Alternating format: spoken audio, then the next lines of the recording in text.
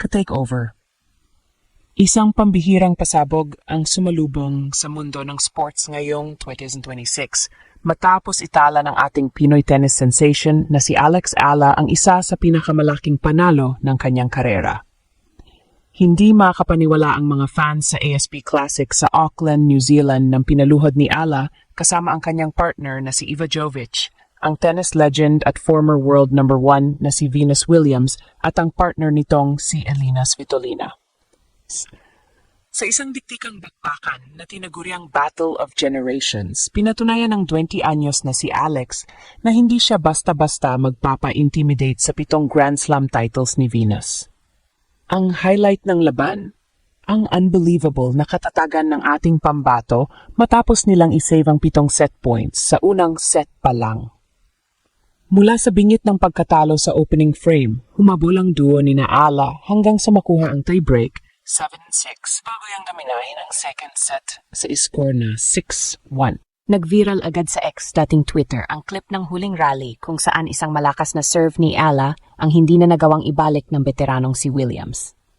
Kitang-kita ang galing ng Pinoy sa stats. Nagtala ang Ala-Jovic tandem ng mas mataas na first serve percentage na 69% kumpara sa 58% ni Venus at matagumpay na na-convert ang 5 out of 12 breakpoint opportunities. Punong-puno ng Pinoy pride ang stadium sa Auckland dahil sa dami ng mga Pilipinong iwinagayway ang ating watawat habang pinapanood ang makasaysayang pagbagsak ng mga higante. Ayon kay Ala, isang malaking karangalan ang makaharap ang kanyang mga idolo. Pero sa loob ng court, mas nanaig ang kanyang gutom na manalo para sa bansa. Dahil sa tagumpay na ito, pasok na sila sa doubles quarterfinals at nagpadala ng malakas na mensahe ng 2026 ay taon ng pag-angat ng Pilipinas sa world tennis stage. Gaya ni Kai Sotto sa basketball, si Alex Ala naman ang tumatayo nating anchor sa tennis, isang simbolo ng pag-asa at husay na kinikilala na ngayon ng buong mundo. Handa na ba ang lahat sa susunod na kabanata ng ating tennis queen? Mainit na sinalubong ng tennis world ang pagbubukas ng ASP Classic 2026 sa Auckland, New Zealand matapos itala ng ating pambato na si Alex Ala ang isang resultang yumanig sa lahat ng odds. Sa doubles opening round, hinarap ng 20 anyos na Pinay at ng kanyang American partner na si Ivanovic, ang powerhouse duo ni Venus Williams at Elina Svitolina. Sa papel, tila isang impossible mission ito para sa dalawang kabataan dahil ang kanilang mga kalaban ay hindi lang basta players, sila ay mga institusyon ng sport.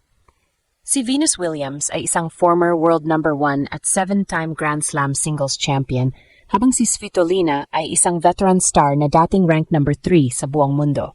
Gayunpaman, hindi nagpa-intimidate ang ating Pinoy pride. Ang laban na ito ay tinawag na Battle of Generations dahil sa matinding agwat ng edad at karanasan. Ang combined age ni Ala at Jovic ay nasa 38 years old lamang, eksaktong kalahati ng pinagsamang edad ni Williams at Svitolina na nasa 76 years old. Pero sa loob ng court, pinatutunayan ni Alex na ang lakas at bilis ng bagong henerasyon ang magdidikta ng daloy ng laban. Sa unang set pa lang, naramdaman na ang tensyon ng magpalitan ng matitinding ground strokes ang magkabilang panig. Ang opisyal na update mula sa tournament organizers ay nagpakita ng isang unbelievable na katatagan mula kay Ala. Sa gitna ng hiyawan ng mga kababayan nating Pilipino na dumaostos sa stadium, ipinakita ni Alex ang kanyang tactical growth.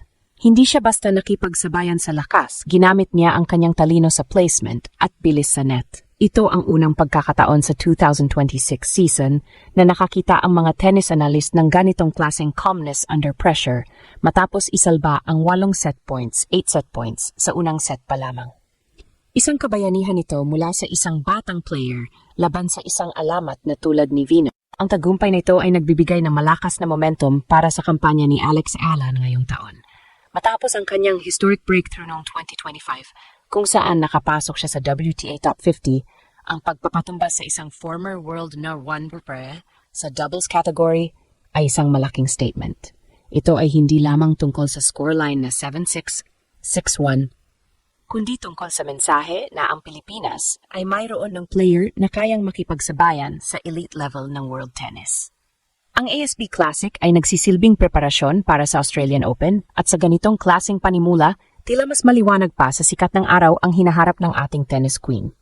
Tulad ng pag-asa natin sa Gilas, pagdating sa basketball, si Alex Iala ang nagsisilbing liwanag natin sa international tennis court. Sa puntong ito ng tournament, kailangang tutukan ang player status ni Alex Iala hindi lang sa doubles, kundi para sa kanyang kampanya sa singles draw. Matapos ang giant-slaying performance nila ni Ivanovic, nakasalukuyang rank no. 35 sa mundo. Naging sentro ng usapan ng pag-akyat ni Alex sa WTA Top 50 noong huling bahagi ng 2025. Sa kasalukuyan, si Alex ay nasa WTA number 53 at ang panalong ito laban sa mga legends ay nagpapatunay na ang kanyang ranking ay hindi lang basta numero. Ito ay refleksyon ng kanyang kakayahang talunin ang kahit sinong itapat sa kanya sa court. Ang strategic implications ng doubles victory na ito ay malawak. Una, nagsisilbi itong high-intensity warm-up para sa kanyang single-singles match laban kay Donavic ng Croatia ngayong Martes, January 6. Si Vekic, na isang dating world number 17 at Olympic silver medalist, ay isang mabigat na pagsubok para sa ating pambato. Pero dahil sa momentum na nakuha ni Alex sa pagpapatalsik kay Venus Williams, ang kanyang mental advantage ay nasa peak level.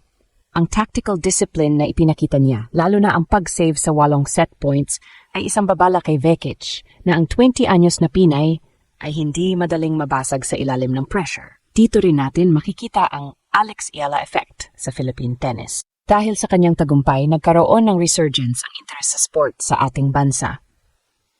Sa katunayan, si Alex ay nakatakdang magkaroon ng grand homecoming sa kauna-unahang Philippine Women's Open sa Manila ngayong January 26-31 kung saan siya ay binigyan na ng wildcard entry. Ang tournament na ito ay bahagi ng paghahanda ng bansa para sa mas malalaking hosting events at si Alex ang nagsisilbing super brand na humihila sa mga fans pabalik sa Rizal Memorial Tennis Center.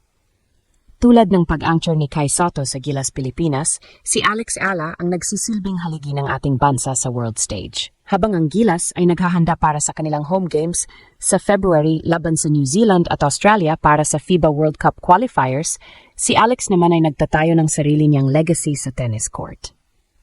Ang timing ng kanyang pagkapanalo ay perpekto dahil ito ang nagbibigay ng inspirasyon sa mga atletang Pinoy na nagsisimula pa lang ng kanilang 2026 season. Ang strategic formula ni Iala at Jovic ay maaring maging regular na sandata sa WTA Tour. Ang chemistry ng dalawang baddie new gen stars na ito ay nagpapakita ng kinabukasan ng tennis. Mabilis, matapang at walang takot sa mga dekalibreng pangalan. Sa singles, ang focus ni Alex ay ang makapasok sa top 30 bago matapos ang taon. At ang pagtalo sa mga gaya ni Venus Williams at Svitolina sa doubles ay isang malaking hakbang patungo sa layuning iyon.